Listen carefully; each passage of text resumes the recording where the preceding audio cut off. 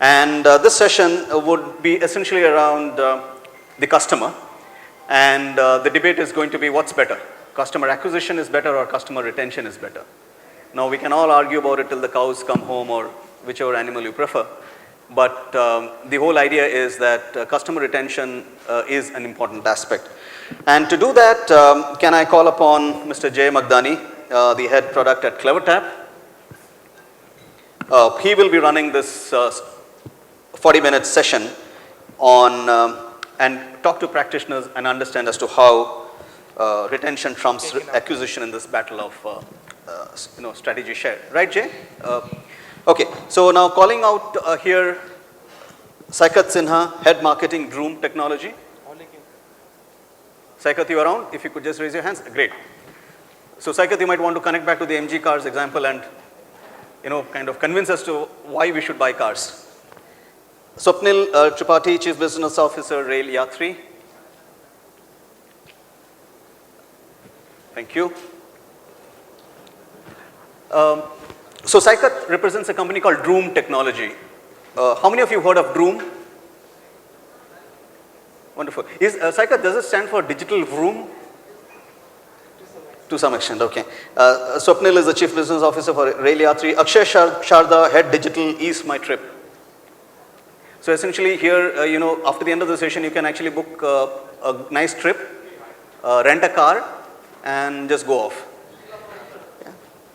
Shishir Gupta, Director, Founder, Kalki. Yes, and you can get the latest in fashion from him. Vishesh Khurana, Co-Founder, Shiprocket. Yeah, so in case he can't deliver it to you right here, I think Shiprocket will deliver it to you at your home. Amit Kalia, VP Marketing, Revv Cars. Amit, you around? Great. Mr. Deepak Tuli, Chief Business Officer, MakeMyTrip. So here you're spoiled for choice. You have MakeMyTrip, you have EaseMyTrip. And to make sure that you have all the necessary stuff that you can carry on your trip, you need to go to grofers.com and order, and Jacob is going to help you do that. Hi, Jacob. Welcome. And in case you need some fresh meats, Deepanshu from ZappFresh will help you complete that basket. Deepanshu? Yes. And last but not the least, in case you split hairs and lose all your hair in trying to figure out which is the best deal for you, you can always head out to Enhance. So we have Bindu, Arora, VP Marketing for Enhance. So a power-packed panel. Jay, you have your hands full. Yes, and for the next 40 minutes, we would love it if you could conclude it in 40 minutes. We'll bless you for the lunch that we'll get on time. All right. So thanks so much, Jay. All over to you. A round of applause, ladies and gentlemen.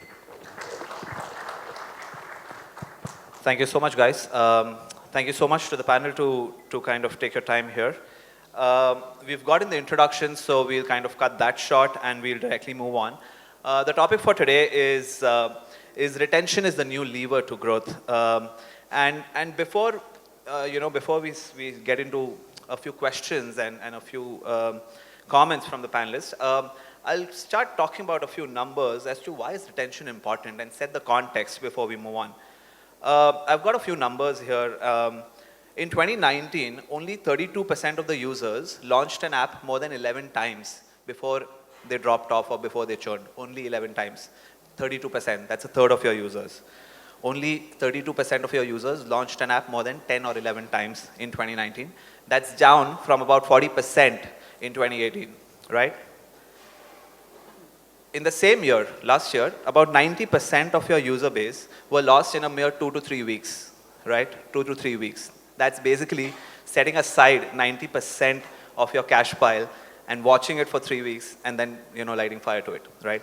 But in the same year, there were organizations like Netflix of the world who boasted retention rates of 91%, Uber 87%, Amazon Prime 96%. They're clearly doing something right. As my good friend Jacob, we were speaking about, that's not the retention rate.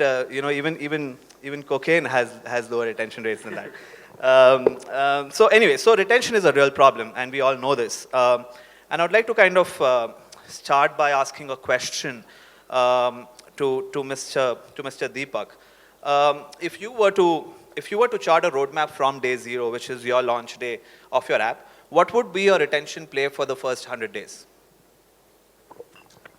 I think day zero would be more acquisition than retention. But anyways, retention would be a great way of at least testing your product if you're starting off. Right. So if it's a starting of business, I'll probably go back to consumer every day if that need is every day. It depends on business model as well. But I would say if you're starting a business, or if I will start a business, then looking at consumers coming back to my platform every day would be the taste of the business model, first of all, and I will do whatever it requires as precisely as that could be. But if you ask me today what we are doing from MakeMyTrip point of view, I think the problem is absolutely right that 90% of the consumer doesn't come back within, after the first 3 or 7 days. Right. Would you want to add something, Shishir? Your first day 100 retention strategy? So we basically started offline and then we moved to online, and I think it's important that we have a retention policy or retention plan when we start acquiring customers, because if you don't have a plan for retention, it doesn't make sense to acquire any customer, because if you acquire a customer and the cost of acquiring is so high and you're not able to retain it, it doesn't make sense to even acquire that customer. So we should be in constant touch with the customer and make sure that the customer is in touch with the brand and move on, and then slowly the customer will eventually convert. I just have a point. Actually, the cost of acquisition today doesn't include the cost of acquisition for the first transaction. It actually includes the cost of repeat transaction as well. So it actually starts from cost of acquisition point of view, not and retention is inherited part of that acquisition. You don't acquire consumer for one transaction. In e-commerce, I don't think anybody will make money if you acquire consumer for one transaction. Not only in e-commerce, I think in retail also. We have business sources both from offline and online. I've worked in various categories, consumer durables, FMCG. You go to a brand, if a person is coming, he might go to a website, but he might not make a call that time. But if he has that brand registered in his mind, one day or the other, and if he's convinced, he'll come back to you. We get patients who say, we checked your website 7 months back, but we were not ready that time. Probably would like to explore now. So it's all about what involvement are you doing with the brand. Probably I have those, details in my database, and I keep on sending them emailers, wanting to know when are you planning to come, what are your plan for further treatments and all, and that's how we take it ahead. So it's all about engagement with the customer. Yeah, you make an interesting point. You mind sharing with the audience how are you solving your retention problem today, as of today? Correct. See, retention, basically what I mean is a person who has actually taken one of the services, knows us better, and in order to tell what we can benefit in more ways, right? Suppose a person has taken a hair transplant from us, right? That person will never come back to us because obviously he has hair now, right? There are patients who are very private. They don't even want to tell that they had a hair transplant. But their patient was so happy. Once we get engaged with them in more of conversation, we actually ask for references. They tell to their family members and friends that they have done such a procedure, and every family person follows off. So in this category that I'm working in, I realize speaking is the biggest art. People fill in forms, they're hesitant to talk because they don't want to tell. Even if a female is talking and asking that, would you like, you checked on a website, would you like to have a hair transplant? He or she is not comfortable. There are a lot of females who do liposuction, tell their colleagues that they have, reduced weight due to power yoga. So it depends upon the category and the people you're approaching to. So it's very personalized and customized. Yeah. From your experience, Amit, from Revv Cars, how do you kind of, is this a horizontal problem? Have you seen something similar, and how have you tried to solve it? We've seen something similar as well, but I think the genesis of the problem is how are we acquiring the customer today? I mean, are we acquiring the customer by a promise that we are giving a value to the customer, or are we acquiring the customer by giving 50 rupees off by a discount? What is he actually buying into? I think the problem lies somewhere there, because his loyalty is not clear, and whatever startups we all are a part of, where is the effort going on? We need to ask a question to ourselves, are we really creating some aura, some promise which we stand by, abide by, and all our activations, be it on social, be it moment marketing, be it anywhere, is it driven by that particular promise, or is it driven by anything and everything that I'm willing to do just to get clock transactions? Retention is something which is the frequency of the category. For me, for her, it can be maybe once a year or once in a 5 years. For us, it can be once a month or twice a month. It's a factor of frequency of the use of the category. But the problem invariably is somewhere else, I think. We all are somewhere else. The metrics to measuring it will be maybe different, but from what I understand, it seems like it's a horizontal problem across industries. All right, moving on. Given the changing focus of this country and you know how we all of us as businesses are moving towards a more consumer focused industry, how has that changed you know all of us thinking about retention from how we were thinking about it 5 years before and how we are thinking about it now? Jacob, you want to take that? No, not really. I mean, I think we're in a very consumer, B2C, very, very consumer business at Grofers. We appeal to every cross-section of society. We have high frequency use case. So we have a hugely diverse user base. As such, modeling retention can become quite challenging because, like you said, it's related to the category, the natural use case that the customer has. Some people order potato chips in the middle of the night when they're high and they want to get something to eat. Majority of people get their payday and they order ration and they order dal chawal at the lowest price they possibly can get for the entire month. Some people order 5 rupee sachets of turmeric, some people order in bulk. Right? So there's very different use cases of when people are going to order, how much they're going to order. So a lot of our ability to do retention work has to be based on the data that we track and how we analyze it. We can't really talk to consumers. How many can you talk to? They're such a diverse case.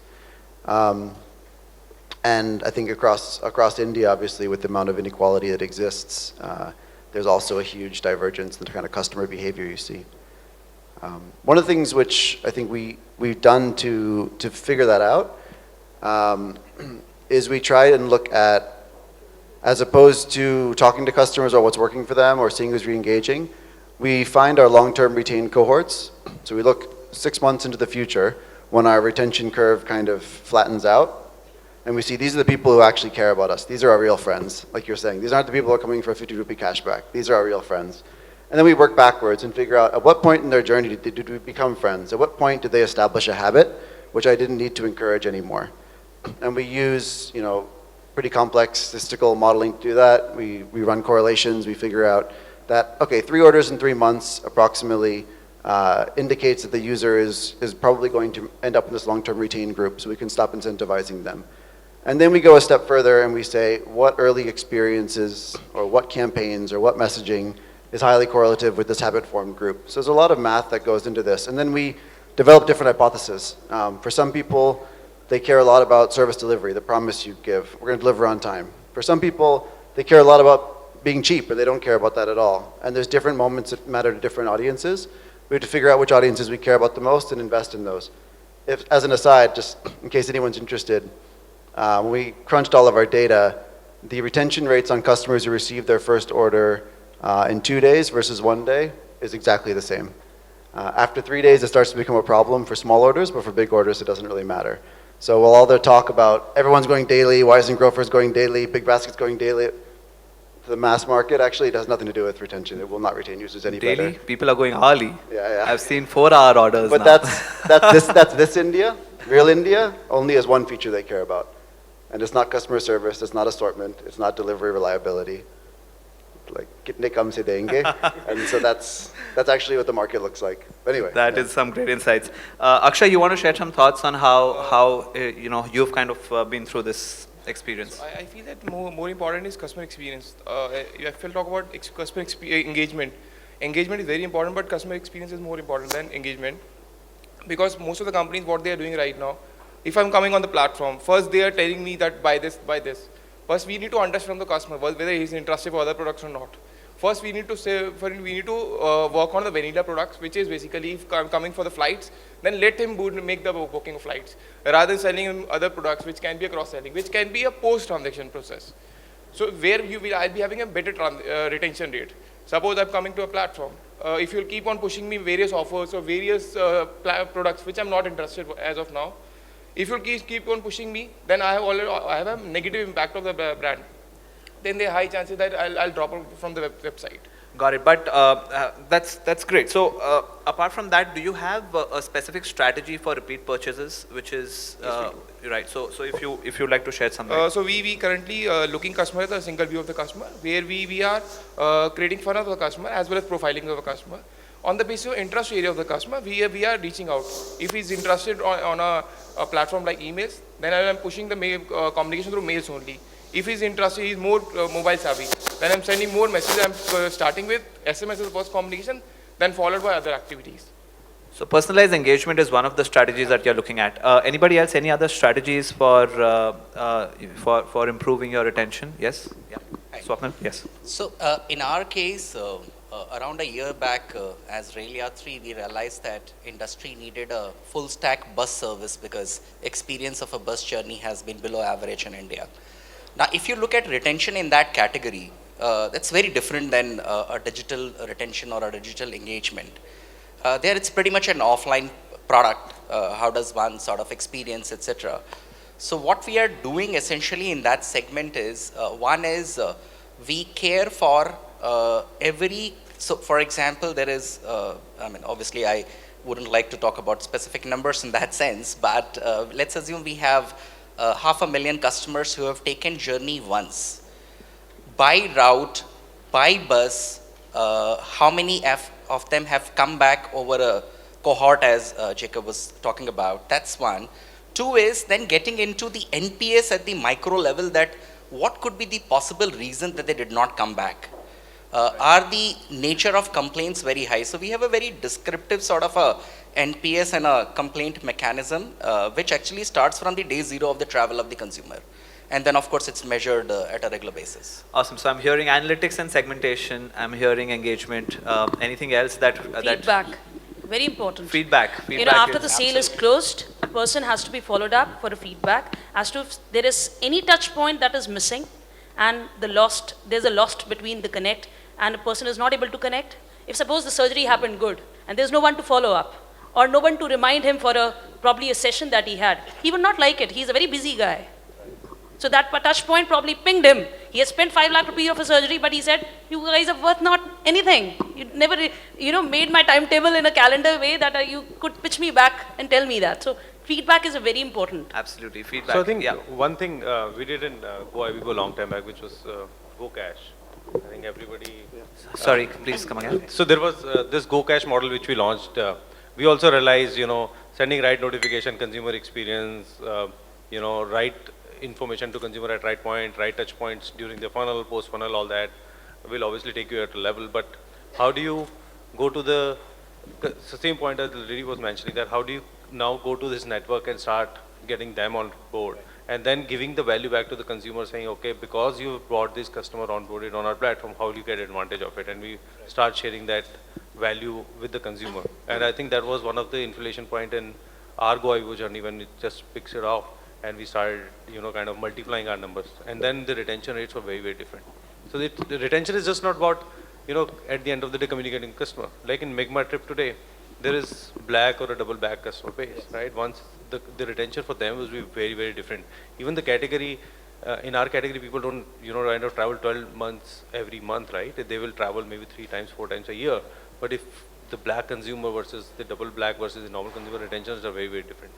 So it's not about, it's much beyond communication. It's about, absolutely. Kind of loyalty. That's absolutely. In fact, since thankfully I was a part of the organization around the Go Cash time it was launched, I think you need a framework to talk back to the consumer. And Go Cash created that framework. I think, of course, at the industry level, we all call it as a loyalty oblique, cashback program, but you need a framework. You can't really just communicate. Absolutely, absolutely. Yeah, I think it's also about segmenting the customer. Some customers are looking for fast fashion or what is latest in fashion. Some customers are prone to buy when they get a discount. So it's important that you segment the customer and then you target the customer to retain the customer. So I think that's important. Absolutely. Couple of yeah, please. So while these are different businesses, we deal with cars, and generally cars come with a 10 years and 15 years registration. So generally a person buys maybe 2 cars, 3 cars, or maximum a single digit number of cars in a lifetime. So retention for us is a challenge, right? So I can't cross-sell a hatchback to a guy who has already bought an SUV, right? So we face this problem of retention, and probably we have, our retention numbers are in single digit, probably the lowest in all this.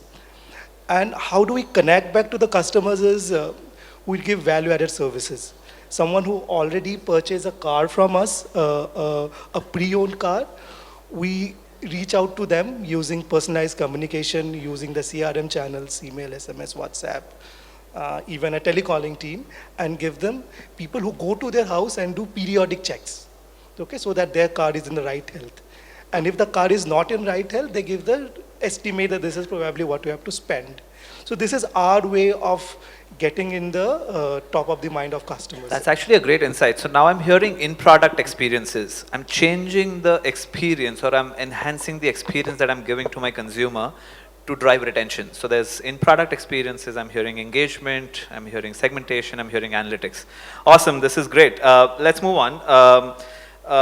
What are some of the challenges specific to this market, the Indian market, that you all have foreseen, or you all have seen actually in the past, let's say last year, for example, that has been a challenge for you to kind of solve this problem? One of them we know is, of course, the discount specific group of being this country, we are prone to kind of hunting for discounts. So that's one thing for sure.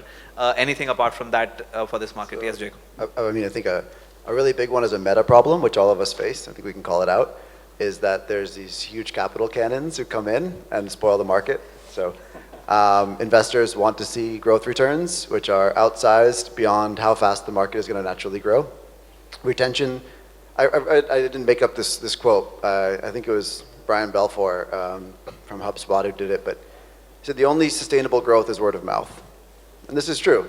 Marketing is not a sustainable form of growth. At some point, someone will price you out of whatever channel you're marketing on. So the only sustainable way to grow is word of mouth. Either can be incentivized, it can be non-incentivized, but somebody has to tell somebody else your service is worthwhile for it to actually grow sustainably.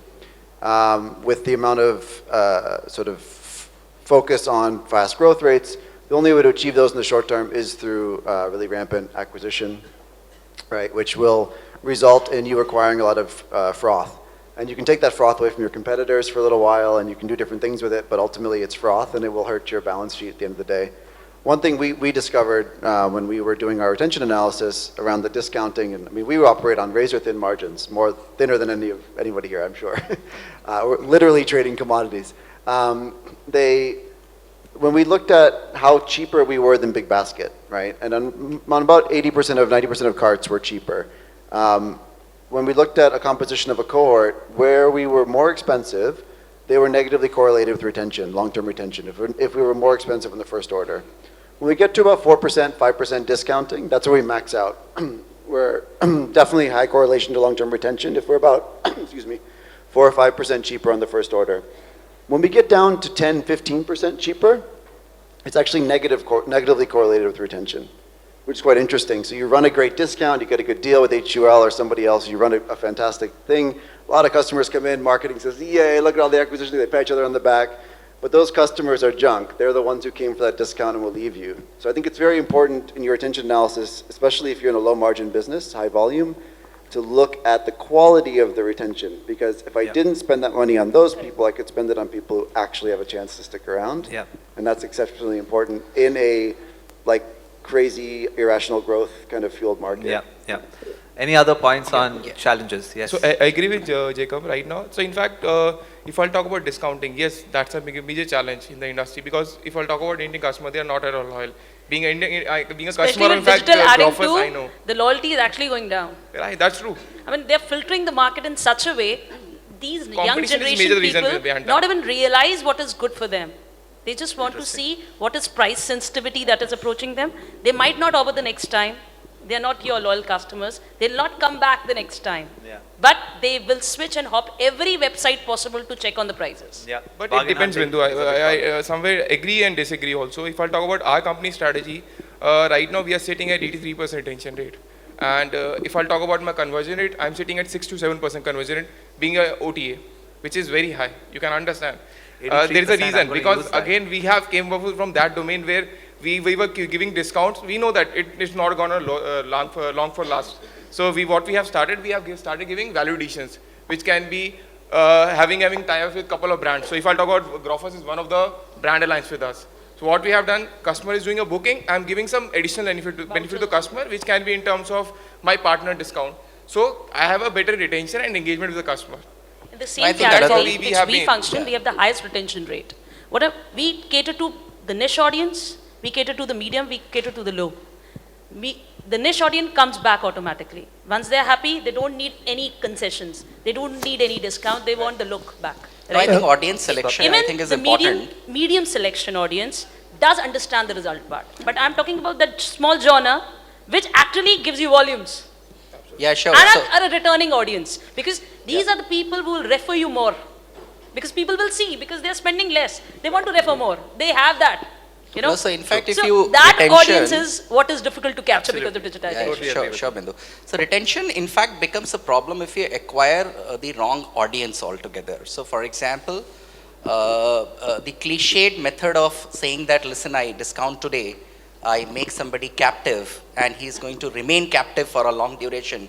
I think everybody here in the entire hall will completely disagree now, at least. So I think whom you acquire is extremely important. So let the person come even for the first transaction at the right price. In some sense, you are selecting the right audience. And hence retention by doing things right after that, be it communication, be it your own product in itself, helps. Retention is a factor of acquisition. That's a great point. Fortunately, we are in a segment which although has a lower retention, but very high margin and very high GMV gain. And car being a very high involvement product, there's a multiple things that people do before buying a call. For example, what Krishnan told is like, he did 40 calls, received 60 calls, and didn't buy a car. So the purchase cycles are very high. And discounting is definitely not a method by which we acquire customers. At the same time, we also understand that this is a market where information asymmetry is very prevalent.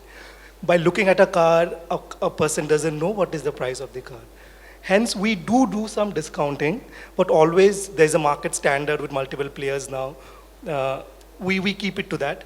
But discounting is definitely not a method of acquiring customers. It's more of a experience game. So we go in the learning cycle of the customers, teach them how to what to do to find out if a car is an accidental car, if a car has a theft history, if a car is blacklisted. So we go with the customers to increase their knowledge, be a buddy to them, and then buying in the buying cycle.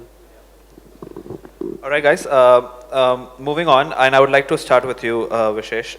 What percentage of your budget is, if that's a question you're willing to answer, is split between your acquisition and your retention strategies? So I'll answer the question from a B2B side. Shiprocket is a B2B business side. Yes. And while retention is a lever to growth, but it's for B2Bs, I think they only lever to growth, right? For the early 10, 20,000 users, the retention numbers or the churn numbers at 8 to 10% won't matter because the number of users churning out are less. Yeah. But as you grow above like the 50,000 mark, the thresholds, right? Then your number, every percentage of churn directly is impacting the bottom line. Right. For you, it's more value than volume as a game. Exactly. Right. And for us, I think in B2B, the retention is directly correlated to the customer service. If your service is actually working out for them, there is a very less impact, so people tend to stick around, right? And if I were to ask you, how do you measure your service delivery? On the earlier point, where will you take discount? As a cost of retention or cost of transaction? Great question. Let's open that up. Let's open that up. That can be session in itself. Well, so I'll take it on that point. From a B2B perspective, I think cashbacks is something we put it under the cost of retention, because after a certain scale, when we actually tend to take a user who is actually very irate from you, who's actually had a bad experience on his last few transactions, we end up giving him a certain amount of cashbacks or certain amount of credit back, just in case, just one, it helps them for further, and it's it can't solve the problem, but yes, it helps them at least. I've been heard, and somebody has done something about it. So that's how we kind of relate that in our metric. But I think the B2B side, the retention is a very different ball game. It's all about surveys. It's all about if you can't solve it, you need to hear them, and right, that's more important than actually coming in and solve, because certain issues are not solvable. But what we have seen is if you give them a mode of communication that they can talk to someone, they are being heard, somebody is working on them. If you keep them informed that yes, we are working on your problem, that alone acts as something that this company is at least there for me, right? Of product experiences, if I may summarize, right? Anybody else? Yeah. In fact, I believe that in going forward, AI will be the major thing which will help us to retain the customer, because we understand Indian customers are lazy, no doubt. In fact, being a customer, I always try to save my time while booking anything, which can be buying groceries, which can buy products. So I always try to save my time. If AI is there to provide me all the solution, which he is telling me that this is the best option you have. In fact, I'll not think twice before booking. Even I'll not go for offers. There I can play around, where AI will tell me that what is the best option. In that case, we can play smartly with the customers, and we can make sure that there is a high retention rate, as well as I can save my money there. You made an interesting point. Anybody using any data science to solve? In fact, we are. Yes, please in share some many ways, light. we're using live chats, we're using Snapchats, we are using, database. We are using 3D simulations to show how would you look before and after. We are doing all our bookings happen online, majorly. Patient usually doesn't come. Doctor is there. There's a live streaming testimonials that are going on. Patient and a doctor and a consultant sits around. Initial consult is given and a doctor. Everything happens digitally. What we realize is that, a big thing is happening because of digital. Lead generation has become easier. Approachable it's easier to approach people because of time deficiency, nobody wants to come to the retail space. They will find time in the weekend to come over. We can't miss business during those 6 days that we are lingering on. So everything is digitized. Right. We are using it in a big way. In fact, we have started with a product called it's a WhatsApp chatbot. So if you're coming as a customer on my platform, not platform, what we are doing, so we have created a WhatsApp chatbot where you can do the entire booking just apart from. So so if you're searching anything, you just need to write Delhi, Bombay, and the date of the travel journey, and you will get the live rates on your platform. It will save your time. As a customer, I'll click on that, I'll go to the listing page, which will save my time. I am not searching for offers in that case, even because it's saving my time. It will, in fact, it will narrow down the funnel of transaction, which will help me to retain the customers. So Jay, to answer your question, you're asking about machine learning and retention modeling. Yes. For retention modeling, we do some basic machine learning stuff. Where we probably dedicate more energy there is to pricing, because I think in our business, pricing is so heavily correlated with retention. So that's where we actually spend most of our energy in that. Yep. Your question about do you track CRC and CAC separately? We track the cost to retain customer and our acquisition cost separately. It doesn't really matter, because at the end of the day, your marketing costs are your marketing costs. And if you're churning, then you don't have money to reinvest in new growth loops. So you're slowing down your growth engine if you don't have retention, either way. Yeah. The reason we track it separately is that we've had a lot of success. This is one area where I can give CleverTap a little bit of kudos. We did a lot of work, this is not within CleverTap per se, but on our own platform and using CleverTap to reduce the amount of coupon visibility to customers based on their propensity to naturally retain. So we did analysis on people's propensity to naturally retain, and we stopped sort of sending them, so our cost to retain customer kind of went down, which is why we track it separately.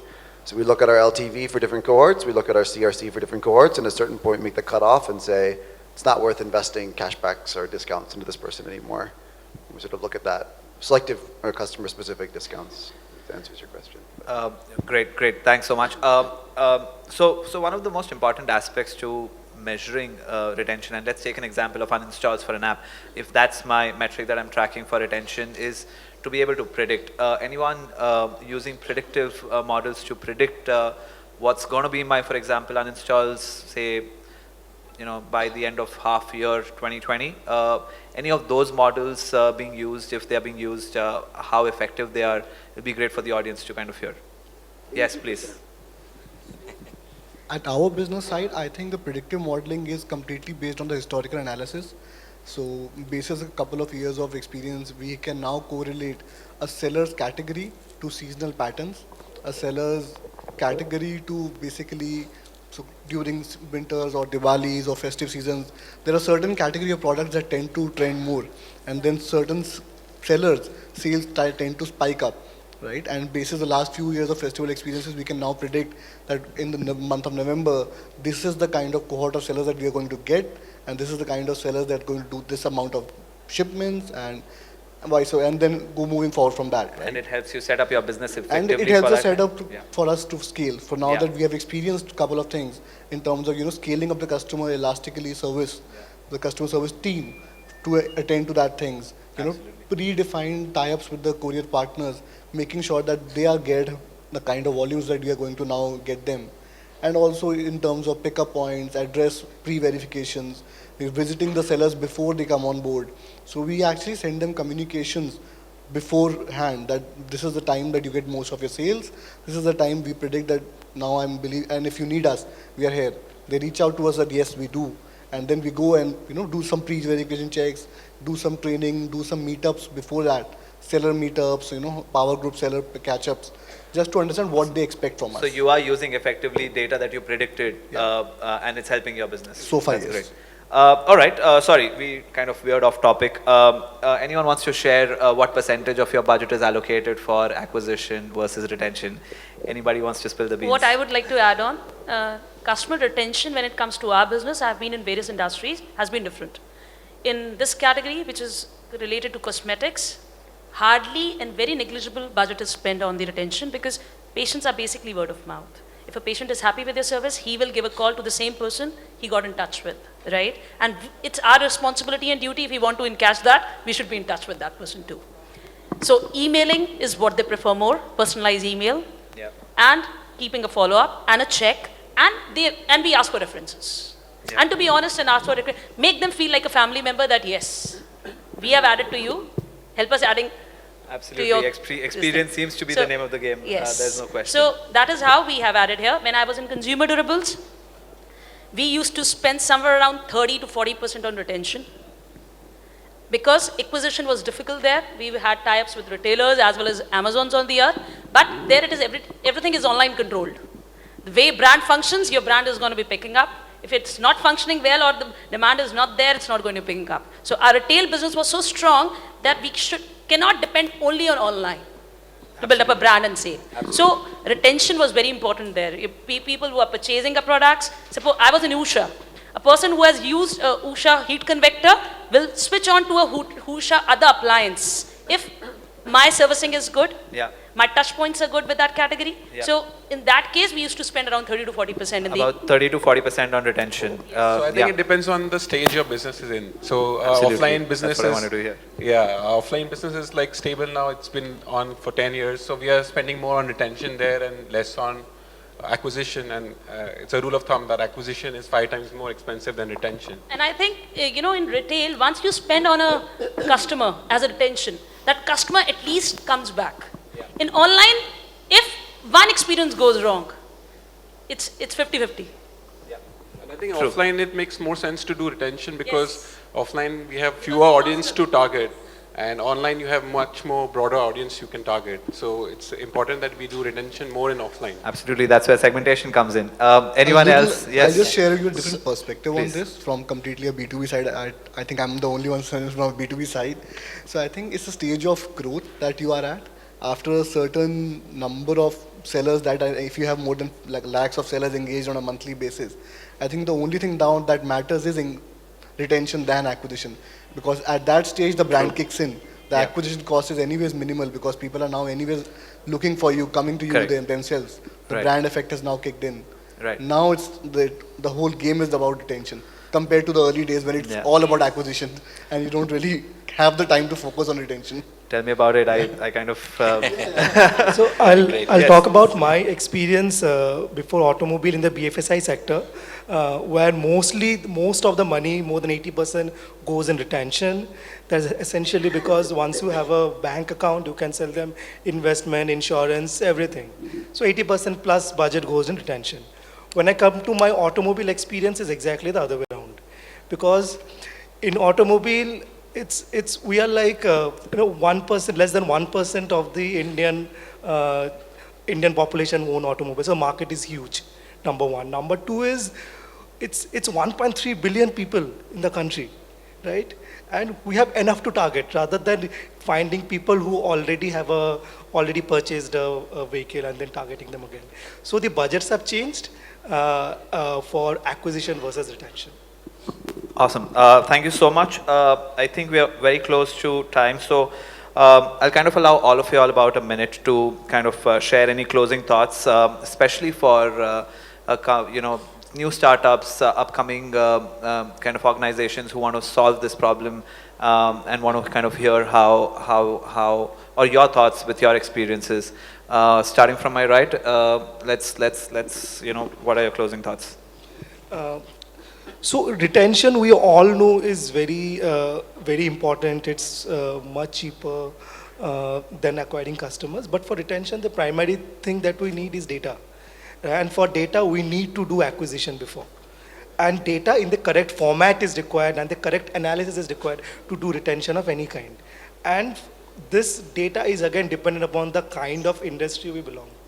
Right? So my only closing point is that retention is important, but do focus on acquisition and focus on collecting the right set of data points. So collect data first before you start thinking retention as a core strategy? Great. In our case, at least, what has worked is, I think, looking at the problem at a micro level, and as micro you can be, is extremely helpful. As I was sort of talking about earlier also, that it's not just about retention at the broad level. Your micro unit, which could be a specific vehicle, even at B2B scenario, it sort of works. Two is that how do you understand who is getting required at what kind of a service level, and then feed it back to acquisition also, which is what we call as acquiring lookalikes. So if I know that this kind of a segment gets retained in this micro market, I would like to acquire lookalikes rather than acquiring a broader sort of an audience. So that's been very helpful for us. Interesting. Sorry, I'll just, for the benefit of the audience, we started with Saikat, with Droom, Swapnil with Rail 3. We'll go to Akshay with MakeMyTrip. So when we talk about travel is all about experience. So I think retention, we need to first think about experience of the customer. First thinking that how he'll come to the platform. So what will be his experience? It will be post, during the journey, and pre also. We need to make sure on 3 points, if we are able to cater those 3 needs of the customer, I think we are bang on. Three things we need to consider. In fact, in every industry, these 3 things are important. We are right now bidding on these 3 points. Great. Amit from Revv Cars? Yeah, I'd like to take a bit of time here. And I think there are 3 main factors which I believe are going to be the phase changes of where retention is going to head into. First of them is like individual personalization, because all the data, all the predictive analysis that we have need to find a rhythm, find a tone with customers. What is he looking forward to? As Akshay just mentioned, that they give Grofers vouchers to their customers. I am a customer and I do not resonate with Grofers. Give me something that I resonate with. Give me something which I, as a customer, resonate with. Absolutely. Create personalizations at a one-to-one level, individual level. Another thing is create a seamless experience. Don't give me broken experiences of one department, one customer service on Twitter, different a person replying to me on the mail. If you give that kind of experience, delivery experience is totally different, packaging is completely different, it's not going to work for me. Millennials do not believe in multitudes of brands talking in multitudes of language. Talk to me in a language that you are consistent with. And a third and the most important, I think, all of us need to work a little bit more harder towards creation of identity, creation of brands, creation of a promise. There is a very big thing today called moment marketing. Every one of us is in it. Every one of us want to do it. The point is creating relevancy for the customers. I don't know, 2 things come to my mind. How many of us have seen Ola ad today? Newspapers are filled with Ola ad. It just says we are in London. Millennials today do not want to be spoken at. They want to be spoken with. They want a conversation. They don't want a dialogue. I personally, I fail to understand the relevance of that ad to me. But a couple of days back, there was a new Netflix series released by Veer Das. He talks for about first 10 minutes just about Chyawanprash. We all know Chyawanprash, and a lot of brands in India are making Chyawanprash today. But what an old Indian brand, Dabur, did was that they started having a dialogue with Veer Das online. about Chyawanprash. They started educating him, this is what Chyawanprash is. They went a step ahead and they couriered Chyawanprash boxes to him saying that this is what Chyawanprash actually is. We started having a dialogue. Everybody in millennials started looking at the content and say, hey, Chyawanprash is actually cool. Now, you get into that, you create your relevancy. How relevant is Chyawanprash for all of us today? But after that dialogue, at least it's relevant for me. And I would like to believe it's relevant for a lot of millennials today. And is that Ola relevant for me? I'm not sure. So create that relevancy, create that voice. I think that's where it's going to head into. Great points. If I were to summarize, personalization, individual personalization, consistent messaging, brand promise, and persistent communication is kind of the keys. Great. Deepak from MakeMyTrip. Cool. So in the current scheme of things where it's about making money, not about acquiring consumer, I think it's the flavor of the season. So their retention needs to be part of business plan for any startup. That's very, very important. It is just not part of marketing per se. Yes. Retention is just not marketing job. It's part of the business plan. It needs to be a percentage of your consumer coming from there. Then only you can build a sustainable business model. And this needs to flow in, into all the touch points, which is just not about what you see on the app versus what you see from the CRM guy or the call center guy when you call that guy. So it needs to be that whole holistic approach. And when I said business plan, then it means it flows down from the peon to the CEO of that organization saying, okay, this is the X retention which we get. And then closing that loop with the consumer and find one way of retaining consumer. That could be anything. For example, you heard many of them, referral programs, loyalty programs or whatever, and just build on top of it. It doesn't happen overnight, but when it happens, then you see the magic. Yeah, as somebody has rightly said, make a customer, not a sale. So, Jacob, Grofers. I think the quick thing is, I don't know if you guys are starting companies, but what I have seen is that when companies start, they're trying to date everybody. They're trying to talk to every investor and seem like they impress everybody. And so they decided we'll do everything for everybody. And that's often the mistake with retention. It's not so much that you can't do something well, it's that you haven't decided what you do better than everybody else. And to really shine, you have to kill your children, to use literary expression. You have to choose some parts of your business that you're just not going to pay attention to. And you're going to pick a cohort, I think as Swapnil mentioned, which was like, find the lookalikes, find who's into you, double down on them, see how big that market is, really make their lives, get into their mindset, get into the jobs they need to get done in their life, and do that really, really well. And that means letting other things go, letting other customers go, letting some acquisition go. Now to figure that out, the challenge with retention and why it often gets ignored and why a lot of companies consider retention to be a marketing problem, which it absolutely is not. Re-engagement is a marketing problem, retention is a whole company problem. The reason they do that is it's bloody hard. Acquisition is really easy. Like I ran a cashback, I ran a sale, I did this growth hack, I did this social thing, I got a bunch of people. Retention, you may not find out till 6 months later that your retention effort actually did anything useful. And that's why people don't want to deal with it, because they're like, that's a lot of math, it's a lot of thinking, it's a lot of guessing, I might be wrong. Don't worry, no one will remember if you're wrong 6 months from now. So, But more importantly, what we found is establish leading indicators early. Come up with a model, leading indicators of what's going to lead to retention. It can be a very simplistic model. It could be incorrect. But instead of going after vanity metrics like GMV, cards, conversions, DAUs, blah, blah, blah, look for something which is a proxy for customer value. So in our case, one of those proxies is carts which have more than 8 product types in them. If a customer has more than 8 product types in a cart, then that's a good sense that we're solving a lot of their use cases. Their GMV, the average order value in that may be low. Right? But we're probably going to retain that customer because it seems like they're not just going to us for one thing and shopping around. They're going to be more likely to buy from us in the future. So things like that. Find a proxy for your business. It'll change over time. A leading indicator of what actual customer value is, not getting the deal of the day. So in summary, use data intelligently, find your niche and focus. All right. Shishir from Kalki. So I think most of the startups fail because they don't focus enough on retention and customer success. So I think what is important is once you acquire the customer, it's important to get the reviews from the customer and read those reviews and work on those reviews, because that's going to help you change your business processes.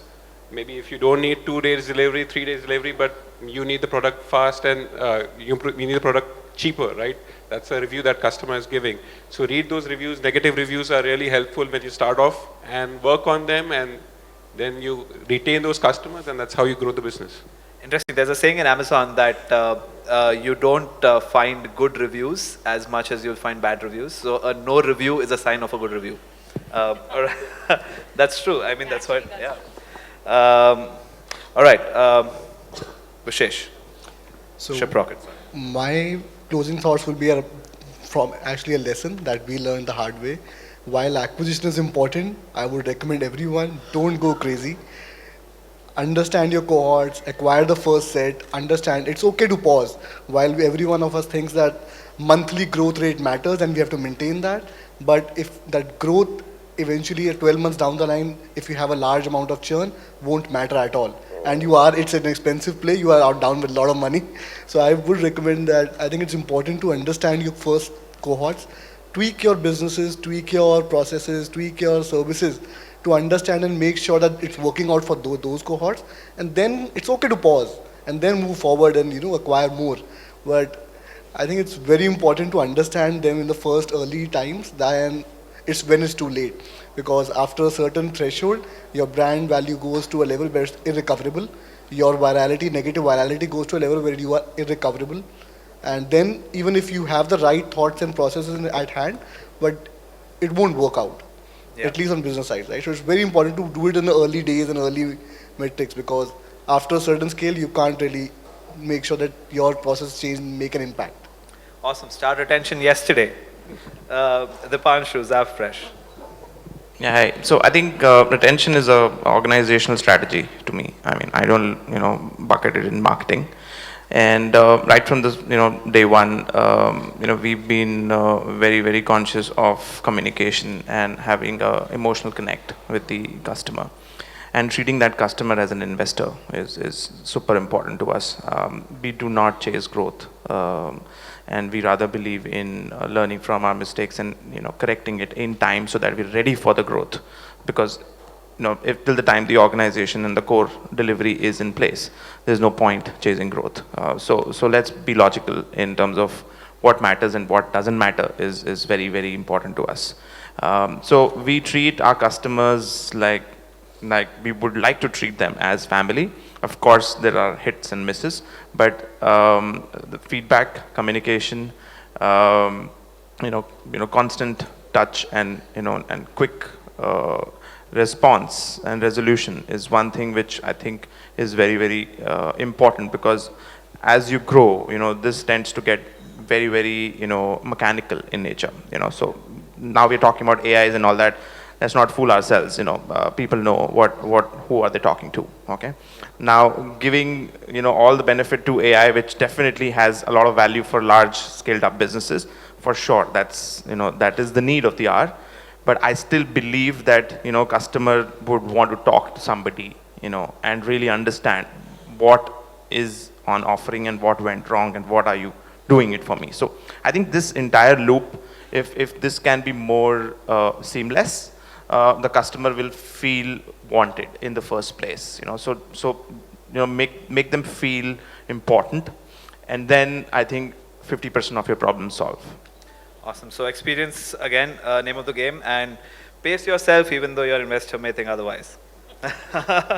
Okay, Bindu from Enhance. I would say branding is the most core important thing that connects a person for a longer duration of time. Then comes the feedback and the experience. If the brand is not continuously growing and customer does not get involved and get engaged with the brand for long, the customer will be lost. And he is going to go or she is going to go somewhere or the other, hopping. So I think branding is the most important thing, which we at times miss, just floating with them with offers and all that stuff. Branding plays a at least for the middle segment people who actually value for money, but they look out, they come to you because of a brand. So that presence should not go because of offers. And also the second thing that I think is, as said by my colleagues, experience and feedback. Better the experience, they will come back to you. You take their feedback positively, get into your marketing strategies. So I would think every person, any entrepreneur, any marketing person should sit down and listen to the customer's conversation that they have with the CRM or any other support system, and then jot out the strategy that they want to go for a retaining strategy. Yeah, absolutely. When as a customer, when you have a problem to solve, your brand should be at the top of at the top of the mind. Thank you so much. If I were to just quickly summarize what we've discussed in a few words, I think what we all agree here is customer retention or consumer retention is all about creating magnetic customer experiences. I'll let you all delve on that, and thank you so much to the panelists, and thank you to the audience for listening, and now you're free to go and have lunch. Thank you so much. No, not so fast. We'd like to retain this team for a few moments. Jay, if you could just lead them onto the stage, we'd like to felicitate them for the efforts that they put in. Yes, thank you so much. I was wondering if lunch was taking a toll. Please.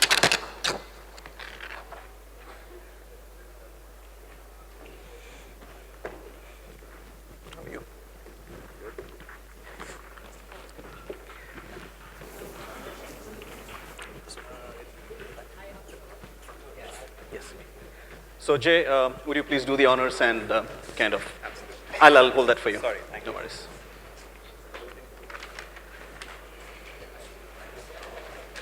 I think I should add one more into that house rules. You need to clap. Thank you.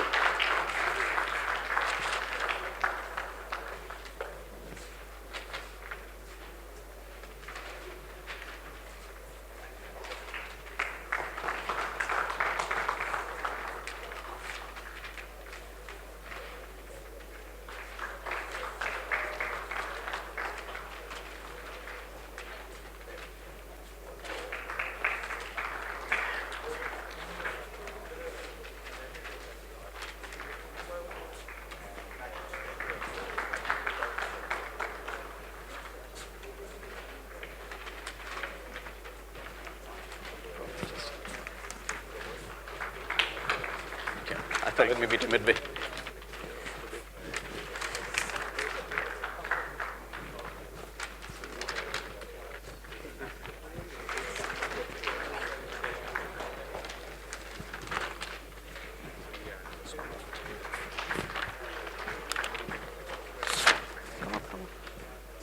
So I think we have some CleverTap bags for you as well. Yes. And before that, this is for you, Jay. Thank you so much for moderating. Not get it. So I just realized we've got 11 members of the team out here. Can there be the replacement in New Zealand?